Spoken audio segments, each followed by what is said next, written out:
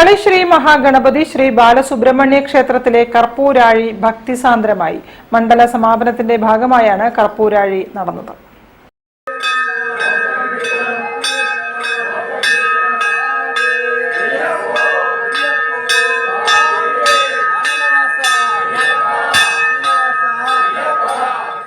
തളി ശ്രീ മഹാഗണപതി ശ്രീ ബാലസുബ്രഹ്മണ്യ ക്ഷേത്രത്തിൽ മണ്ഡല സമാപന ദിവസത്തിന്റെ ഭാഗമായി അയ്യപ്പ ലക്ഷാർച്ചന നടന്നു.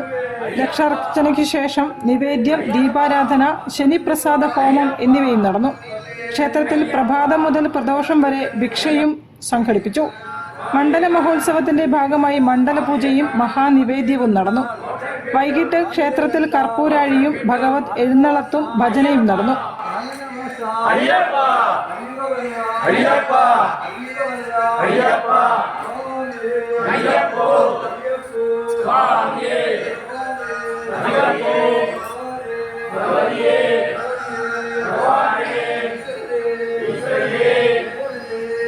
പൂജാതി കർമ്മങ്ങൾക്ക് തളി ബ്രാഹ്മണ സമൂഹം മുഖ്യപുരോഹിതൻ ബ്രഹ്മശ്രീ രാഹുൽ വാദ്യാർ, ക്ഷേത്രം മുഖ്യപുരോഹിതൻ ബ്രഹ്മശ്രീ ബാലസുബ്രഹ്മണ്യ ശർമ്മ എന്നിവർ മുഖ്യ കാർമ്മികത്വം വഹിച്ചു.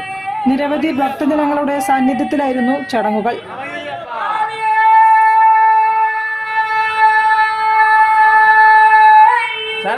News bureau, Kozhikode.